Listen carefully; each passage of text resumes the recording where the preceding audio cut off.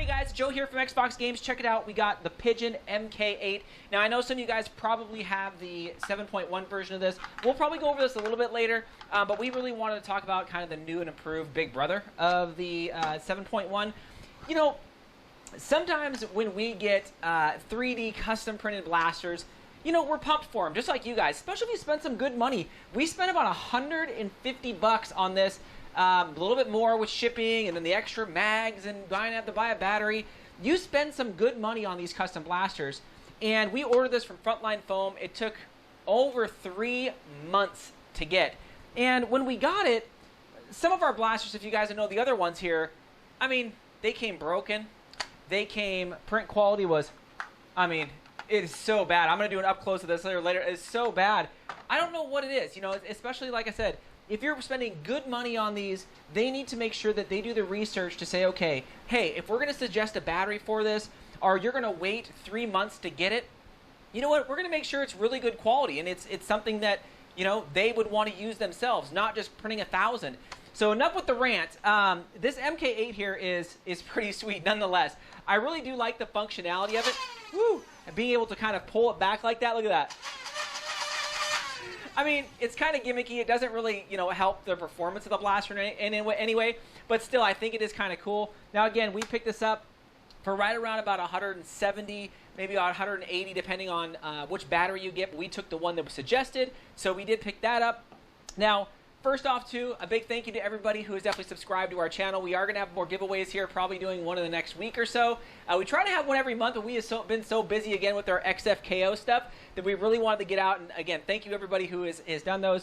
Another shout out to Nerf Talk. I don't know if you're watching this video. I don't know if you watch them all, but I hope you enjoy what we sent to you. Thank you again for your order. We love your guys' channel. And you know, again, I can't wait till you open the box and be like, what is that? So, so the Pigeon Mk8, basically just a semi-automatic pistol-type blaster. Probably can be used as a primary. It is a little bit on the heavy side comparison to some of the smaller blasters that are out there, but still, I think it looks cool and it is super, super unique. Now, you can pick up all of these kind of 3D printed files. If you want to print some yourself, you can print them up right here. There's probably different sites. We got ours on Thingiverse, or we picked up a few things on Thingiverse. But again, I know there's 100 sites where you can pick them up at. You can just pick up then the hardware kit from, you know, your favorite foam flinging website. Pretty sure you can, you know, do that pretty easily. I mean, printing these, we printed a few parts. I can print one of these probably in about 2 days. Some are right in there, and that's not even knowing the printing, you know, the best way to orient it. That's why when I'm like, man, like 3+ months, what's going on? I can literally print 100 of these things. So I don't know, right?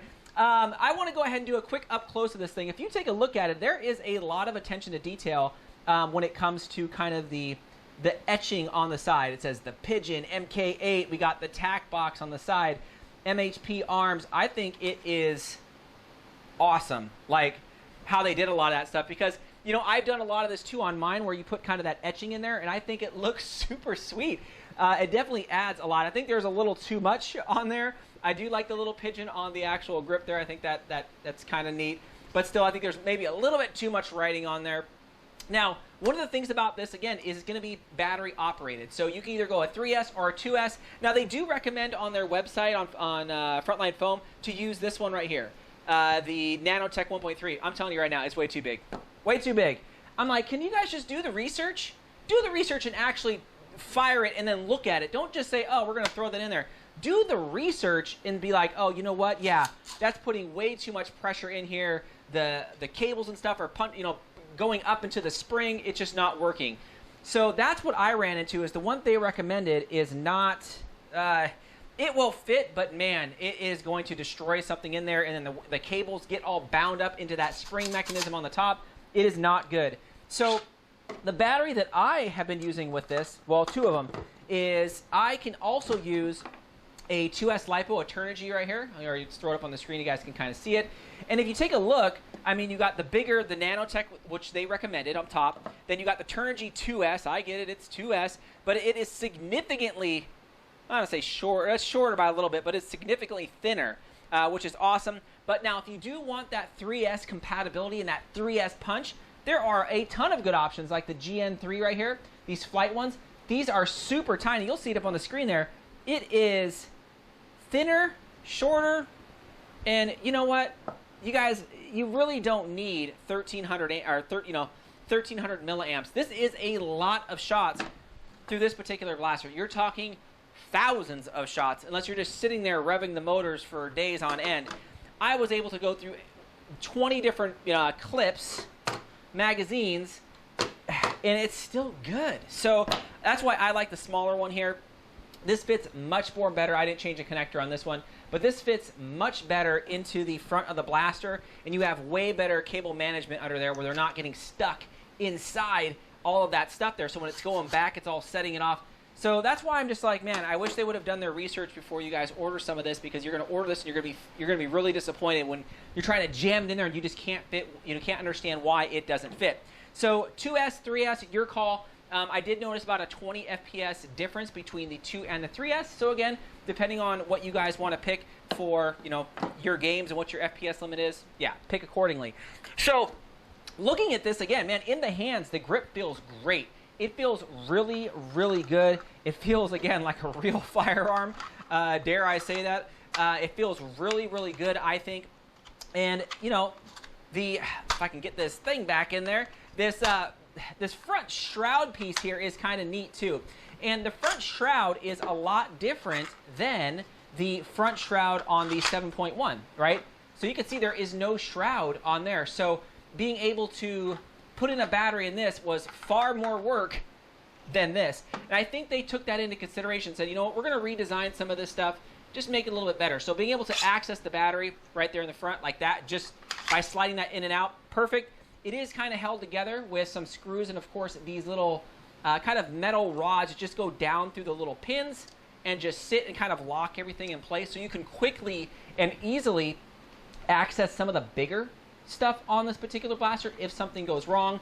They do have, of course, a slide lock, so you just kind of slide it back, lock those side pieces in place, and you can kind of see what's going on the inside, right? You can see the magazine being fed. You can take a look at the actual pusher. So I kind of like that. That's kind of like a real, again, firearm that you see. The mag release is kind of cool. Just kind of back there by your thumb, just kind of push it back, or with your pointer finger on the other side to release the mag, which is kind of cool. And check that out, sliding that forward. It is so cool. Well, if I get that out of the way, it is just a freaking blast. Now, this does use, of course, these mags that you can print as well. Again, you're going to need a little bit of a hardware kit. I would just end up buying some of these. It might be a little bit easier, I think, to get them, because you get all the little, the magazine pieces and everything in there. But still, we have 2, and we kept refilling these things.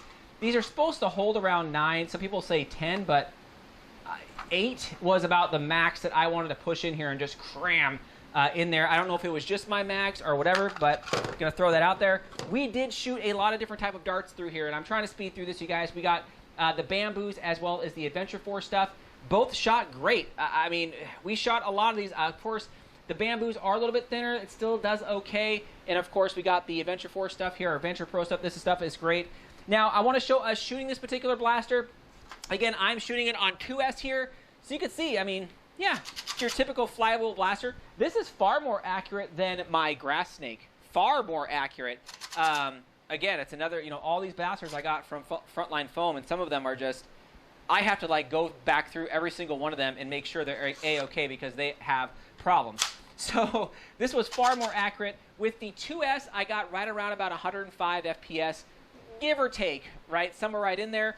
With 3S, I got around about 125 FPS. So again, that 20 FPS difference. So kind of pick and choose which one works best for you, and again, your league.